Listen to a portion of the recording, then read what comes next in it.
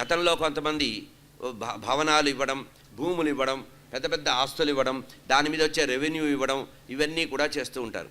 ఇట్లా చేస్తున్నవన్నీ కూడా సమీక్షించి వాటికి సద్వినియోగం చేయడం అనేది ఒకటి, స్థిరపరచడం ఒకటి.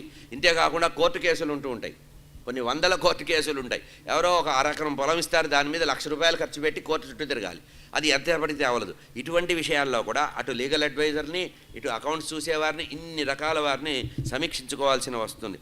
కొంతమంది అద్దెలు ఇవ్వరు, భవనాలు తీసుకుంటారు, అద్దెలు ఇవ్వరు. దానికి సంబంధించినటువంటి ఎవరైతే వెళ్ళి చేయాలో, తర్వాత ప్రతి మఠంలో ప్రతి బ్రాంచ్లో ఆడిటింగ్ జరగాలి. ఇట్లా ఇన్ని వ్యవహారాలు చేయాలంటే స్వామివారు దీనంతటికీ సమయం కేటాయించే అవకాశం ఉండదు. అయితే అతి సూక్ష్మ సమయంలో అక్కడ ఉండేటువంటి ఆ కేంద్ర పరిపాలనలో ఉండేటువంటి, అంటే మఠంలో సెంట్రల్ ఆఫీస్లో ఉండేటువంటి వ్యవహారాలని వారు ఎప్పటికప్పుడు అవసరం వచ్చినప్పుడల్లా, వారికి గుర్తుకొచ్చినప్పుడల్లా పిలిచి వారితో సమీక్షిస్తుంటారు. ఎందుకంటే నిత్యం సమీక్షించాలంటే మన ప్రధానమంత్రి ఉద్యోగం కంటే ఎక్కువ కష్టం అయిపోతుంది.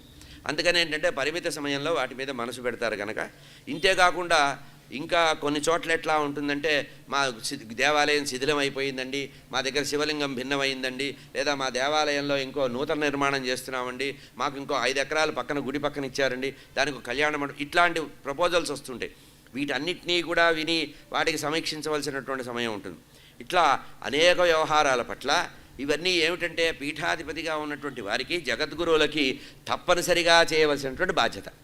ముముక్షత్వంతో కూర్చొని ఒక పక్కన యోగ సాధన చేస్తూ అంతర్ముఖులై ఉంటూనే వీటిని కూడా చూడాలి. అందుకనే వారిని గమనిస్తే ఎట్లా ఉంటుందంటే, మనం భారతీ తీర్థస్వామి వారిని కానీ, మనం విధుశేఖర భారతీ స్వామి వారిని కానీ చూస్తే సర్వకాల సర్వావస్థల్లో వారు ఓపికగా ఉంటారు. వారికి ఎప్పుడూ కూడా ఓపిక అయిపోయింది, ఈరోజు ఇంకా నా వల్ల కాదు, ఇంకా నేను తర్వాత మాట్లాడతానని ఇంతవరకు ఎవరు అనగా వినగా ఉన్నవాళ్ళు లేరు. ఎప్పుడు అర్ధరాత్రి, మొన్న అనంతపురంలో విజయయాత్రకు వచ్చారు విధుశేఖర భారతీ స్వామి వారు. ఆశ్చర్యకరమైన విషయం ఏంటంటే, రాత్రి 11 గంటలకి రాయలసీమ ప్రాంతంలో ఉండే రైతులు వచ్చారు. కొంతమంది ఒక పెద్ద సంఘం, రైతు సమితి వచ్చింది. 25 మందో 30 మందో వచ్చారు.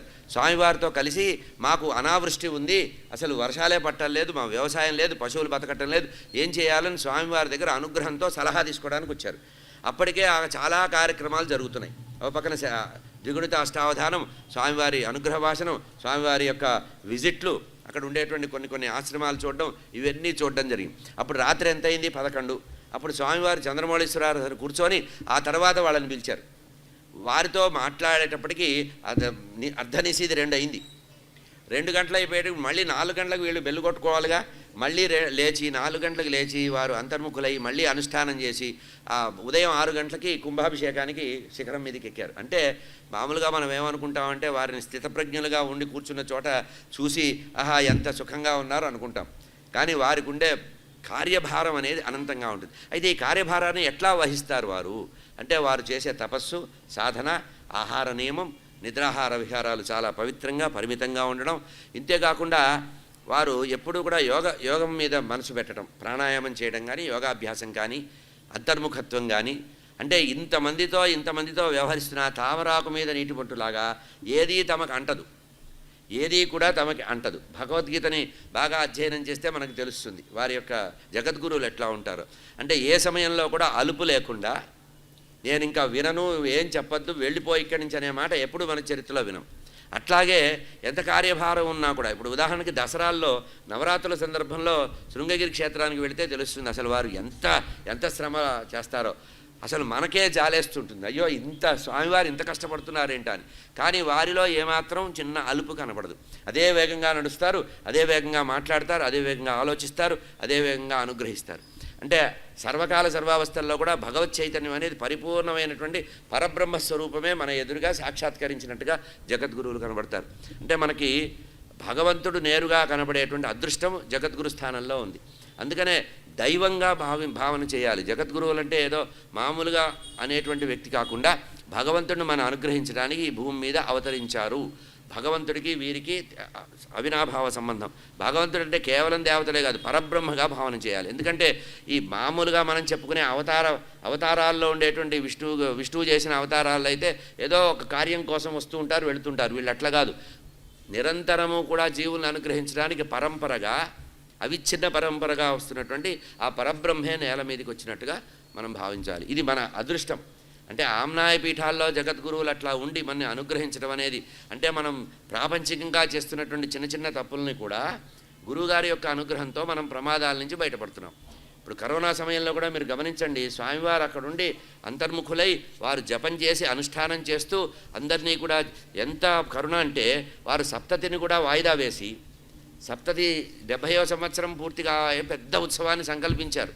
7 రోజుల పాటు పెద్దగా చేద్దామని సంకల్పించి చాలా పెద్ద ప్రణాళికలు వేసినప్పటికి కూడా కరోనా సమయంలో అది పనికిరాదు అని స్వామివారు బలవంతంగా దాన్ని వాయిదా వేయించి ఆ సమయంలో ఉండేటువంటి ధనాన్ని జపాలకు ఉపయోగించి మొత్తము కూడా ఆస్తికులందరూ కూడా ఆ పరమేశ్వరుని స్తోత్రం చేయాలని చెప్పి స్తోత్రం అందరికీ పంపించి ఆ స్తోత్రం నిత్యము చేసేటట్టు చేయించి వారు కూడా అనుష్ఠానం చేయడం వల్ల ప్రాణ నష్టం తక్కువ జరిగి మనం ఈరోజు ఇంత స్వేచ్ఛగా మళ్ళీ ఊపిరి పీల్చుకోగలుగుతున్నామంటే కేవలం జగద్గురు కటాక్షం, అంతకంటే వేరే ఆలోచనే లేదు. ఇక్కడ మనం మిగిలిపోయామంటే జగద్గురువుల యొక్క అపారమైనటువంటి కరుణ, మనం చేసిన సాధన ఏం లేదు. కనుక వారి యొక్క కృతజ్ఞత తీరాలంటే మనం సర్వదా రుణపడి ఉండాలి, పీఠానికి రుణపడి ఉండాలి. మనం ఎప్పుడు అవకాశం ఉంటే అప్పుడు, ముఖ్యంగా పిల్లల్ని తీసుకొని శృంగేరి క్షేత్రానికి వెళ్ళాలండి. ఏదో మనం వెళ్ళి వచ్చి ఇంటికి వచ్చి మంత్రాక్షతలు ఇవ్వడం, ప్రసాదాలు ఇవ్వడం కాదు. పిల్లల్ని తీసుకెళ్ళి అక్కడ జరిగేటువంటి సదాచారం ఎట్లా ఉంది, ఎంత నిష్టగా ఉంటారు వారు, స్వామివారు చేసే చంద్రమౌళీశ్వర ఆరాధన చూపించాలి పిల్లలకి. చంద్రమౌళేశ్వర ఆరాధన కనుక తదేకంగా 1-2 సార్లు చూస్తే ప్రతి ఇంట్లో పంచాయతన దేవతలు ఉండి తీరుతారు. గుర్తుపెట్టుకోండి, మన ఇంట్లో దేవతార్చన చేయాలనేటువంటి కోరిక పెరుగుతుంది. అంత సరళంగా, అంత మృదువుగా ఒక్కసారి వారు ఏ రుక్కు చదివేటప్పుడు, ఆ మంత్రం చదివేటప్పుడు ఎట్లా చేస్తారో మళ్ళీ ఎన్నిసార్లు చూసినా అదే సమయంలో అదే జరుగుతూ ఉంటుంది. అంత నిష్టతో చేయడం అనేది, అంటే దేవతార్చన, భగవదారాధన ఎట్లా చేయాలి అని తెలియాలంటే తప్పనిసరిగా స్వామివారు చేసేటువంటి చంద్రమౌళీశ్వర ఆరాధనని స్పష్టంగా అనుభూతిపూర్వకంగా చూడాలి. అట్లా చేస్తే ముఖ్యంగా పిల్లలకి ఇది చాలా ఉపయోగం. ఎందుకంటే మనం సగ జీవితాన్ని గడిపేసి ఉంటాం కనుక మన వల్ల దేశానికి ప్రయోజనం లేదు, సమాజానికి ప్రయోజనం లేదు. నెక్స్ట్ తరం, భావితరాన్ని అక్కడికి తీసుకెళ్ళి చూపించాలి.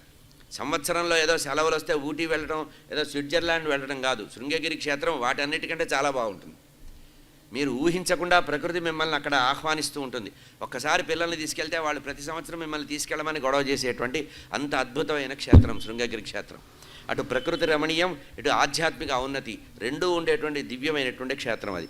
ఇక స్వామివారు విద్వత్సభలు ఏర్పాటు చేస్తూ, శాస్త్రసభలు ఏర్పాటు చేస్తూ, విశ్వవిద్యాలయం కోసం కూడా కృషి చేసేవారట. ఇట్లా మఠానికి సంబంధించినటువంటి సంస్థల్ని, వేద పాఠశాలని కూడా పెంచారట. స్వామివారు వచ్చిన తర్వాతే వేద పాఠశాలలు కొత్తవి తయారైనవి, ఆ తర్వాత విస్తరించారు. అందులో అధ్యాపకులను కూడా దూర ప్రాంతాల నుంచి తెచ్చినటువంటి పద్ధతులు ఉన్నాయి.